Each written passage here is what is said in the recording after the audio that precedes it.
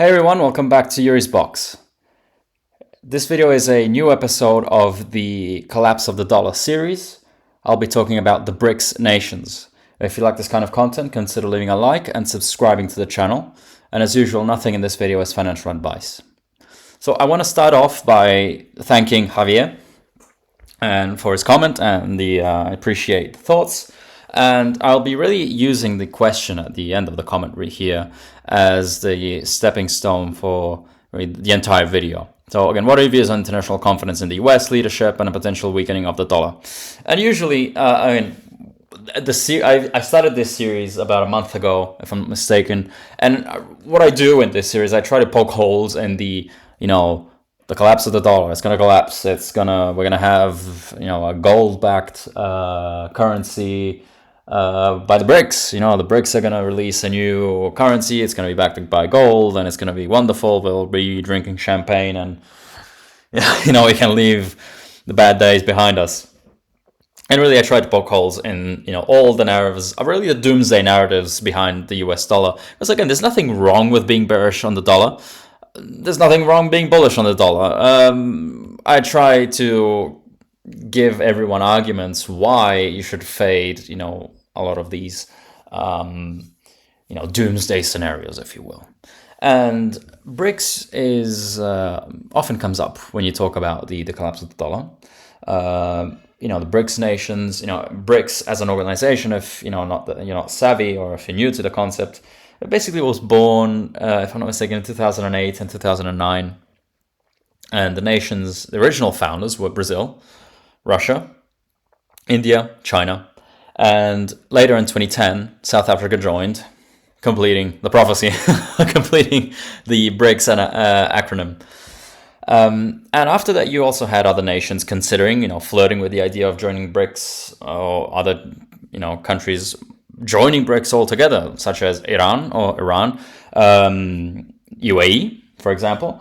Before Javier Milei actually came into office, there was actually some talk about, Argentina potentially joining BRICS. I'm fairly certain, Milei kind of walked back all of that, but I didn't really follow that. So I could be mistaken on that. Regardless, I'll be focusing on the three major nations that make up BRICS. So Russia, India, and China. Because I don't really have a bone to pick with Brazil or South Africa. I mean, again, I'm just a schmuck with a YouTube video, as I always say. So, but again, especially Brazil. I mean, yeah, they maintain trade relations with the US and China. It's kind of, middle ground, if you will. So I don't really have much to say about on Brazil and South Africa. I will be talking mostly about Russia, India, and China, as I think that is mostly where the kind of the fallacies where they go unanswered. How are Russia, India, and China supposed to take over from US hegemony? That is the question. And I'll start with Russia. Now, this is the unemployment rate for Russia. And as you can see, ever since the beginning of the invasion of Ukraine, you've seen the unemployment rate steadily go down. And often, one of the prevailing narratives is that eventually the war will end because of a recession. Will it become because of the sanctions, because of perhaps oil, as of late? Now granted, this is West Texas Intermediate, this isn't Urals. But again, you can use this as a proxy, really. Brent crude is going lower, oil has been going lower. That isn't great. That doesn't bode well, rather, for an economy that is basically mostly based off of crude exports, right? So, but I would argue that it's actually the opposite. And again, I've been guilty of kind of following the narrative, especially in the early days of the war. But, I kind of took a step back and said, whoa, slow down. Let's think about it for a second. And I've actually come down to the conclusion that it's more likely going to be the opposite. Rather, that instead of being a recession leading to the end of the war, it's the end of the war that will lead to a recession. All right? And why is that? because Russia, as of today, as of, well, still, May 14th, Wednesday, is a war economy. And what does a war economy imply? Well, if you're unemployed, you're most likely going to be sent at the front. If you have a private enterprise, you're going to start to have to compete with the state for, wages. So wages are going to have to go up. And even if you produce, things that aren't tied to the war, eventually you will kind of be forced to start producing war material, either because you're forced outright or because the incentives are just too great. The state eventually will get to a point where either by force or by incentive will force you to join the war effort. So instead of making toasters, you'll be making guns and ammo and and tanks, and stuff like that. And this is very, very good for economic growth, right? In the short term, it is great. It drives unemployment lower. It drives growth up. FYI, it also drives inflation up quite a bit. But that's for another video. It drives unemployment down because, again, you're either going to get employed to be making stuff for the war, or you're going to the front. All right, and this works very, very well as long as the war continues. But the minute the war ends, because you've effectively cannibalized the private sector, you're going to reach a point, if the war were to ever end, hopefully it does, but again, whenever the war ends, you will have to start from scratch, effectively, because you've basically subjugated your entire economy to the war effort. And so all the production lines that were previously used for consumer goods, they have to be completely retransformed from going from war material to consumer goods, right? And you could see something that happened like at the end of World War II in the US, where we went from close to zero on the unemployment rate, and we actually went up to just before 1950, if I'm not mistaken, right here, up to 7%. All right.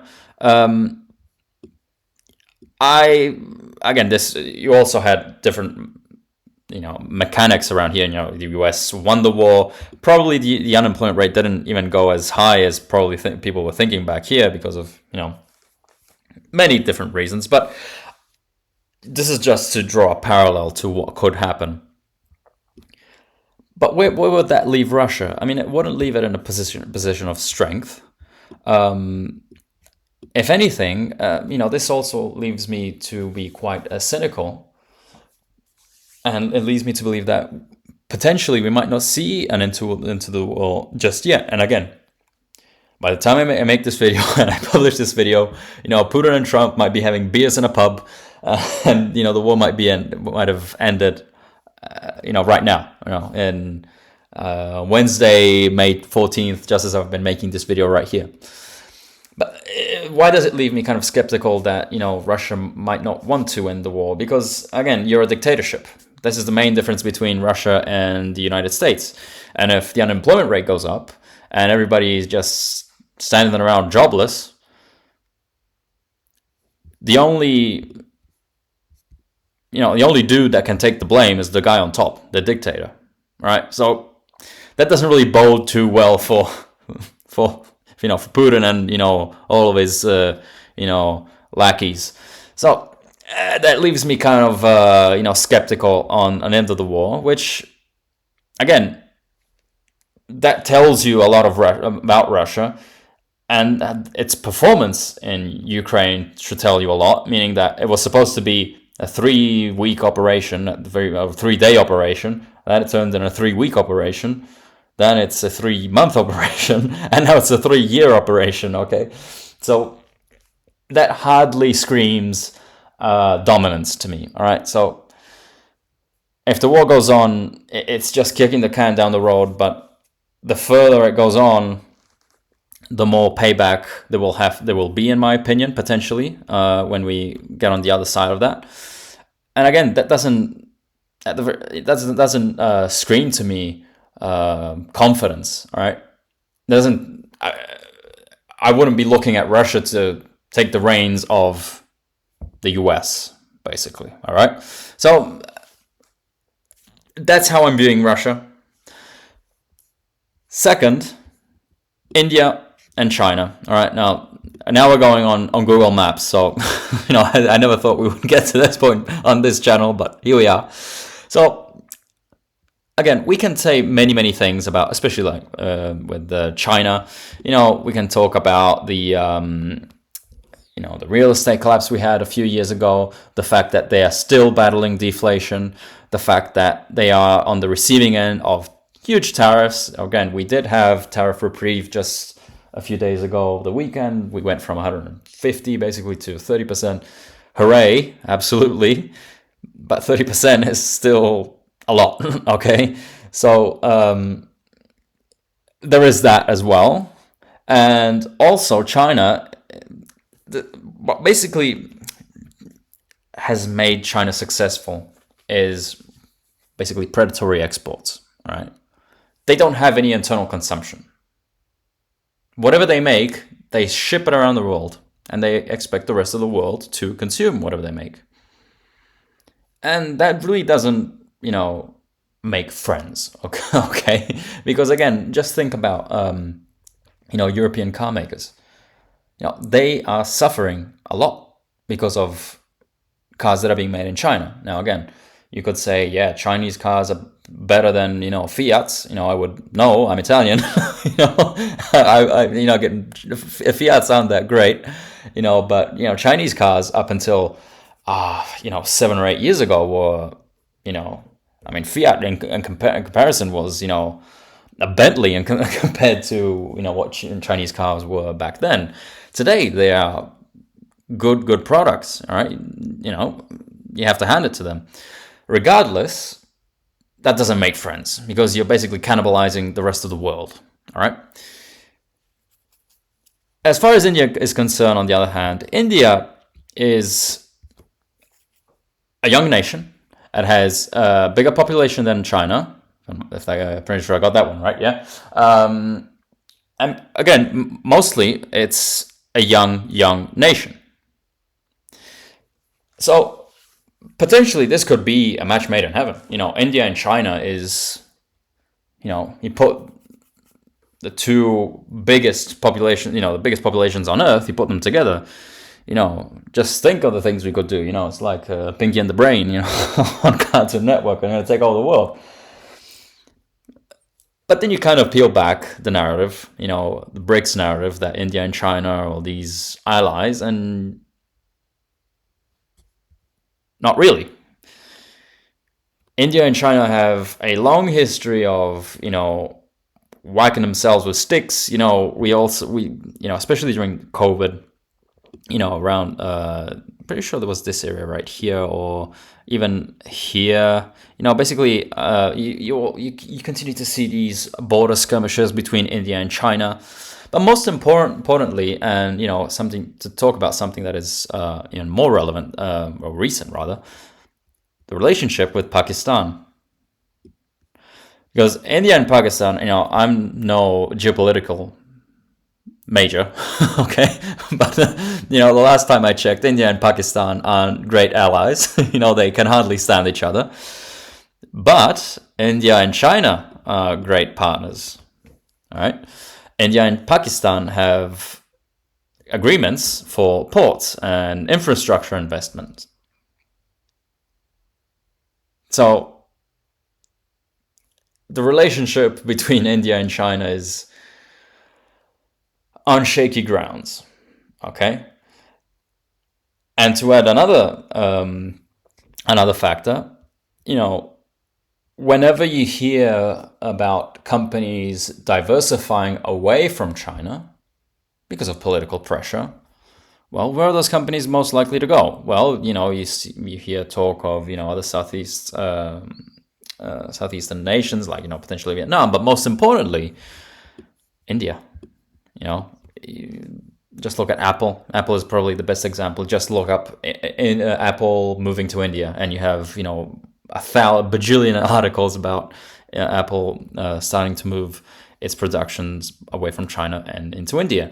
So all of this doesn't really scream confidence, all right? As a group that is supposed to bash the US dollar and US hegemony around the world, it ain't looking great, to say the least, okay? So, and this really comes back to the final point I want to make. As bad as things are in the US, no matter how many flaws the dollar may have, and we can make thousands of videos, and there are people that have way more expertise than I will ever have that make videos for a living about such topics. The moral of the story, as far as I'm concerned, and if you ask me, is that the US is less worse, if you will, than whatever alternative we have outside of in the rest of the world. Because if you look at China, they have their problems. If you look at Russia, they have their huge problems. Granted, India has, it's a growing nation, developing nation. It's growing and growing and even growing really, really fast. But if you're looking at BRICS, this is just a complete mess. And one thing I also forgot to mention is that while India is in the BRICS, India is in the Quad. And if you don't know what the Quad is, it's basically an alliance between the US, Japan, Australia, and India to try to contain China. So, BRICS has great marketing, is what I'm trying to say. It has great marketing. It has a great PR department. A lot of people, especially on X, look at BRICS as an alternative. And again, I might be missing something substantial here, but I can't help but poke holes again in the BRICS alternative, if you will. We do have wacky leadership in the US because, again, the choices that we've seen, especially just looking at COVID, the US really had a huge chance of just say something of common sense, reduce the deficit. We really didn't need all of that fiscal stimulus. We did it anyway. They did it anyway. I can say we because I'm also part American, so I guess I can get away with it. No, we did it. Was that sane policy? No. Is the US in the same position as it was in the early 2000s, where it would just pick up a phone and everybody would say, aye, aye, sir? No. But that doesn't make the rest of the world, sunshine and lollipops and rainbows and all the things I think of, as the song would go. So, again, does the US have problems? Absolutely.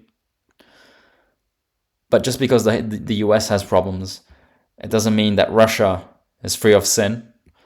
And it doesn't mean that India and China are in a position to cooperate to take over from the US. Again, BRICS has a great PR department. It has great marketing. But if you look at the fundamentals, this is just a very superficial overview of the situation, but it isn't looking too good for the BRICS nations to take over from the US. I'll leave it at that. Again, so to summarize, does the dollar have problems? Absolutely.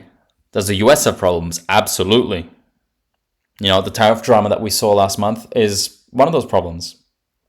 Okay, I'm neither, I'm not judging as, I would say I'm pro-Democrat or or pro-Republican. I'm just saying that, there were probably better ways of going around the tariff drama.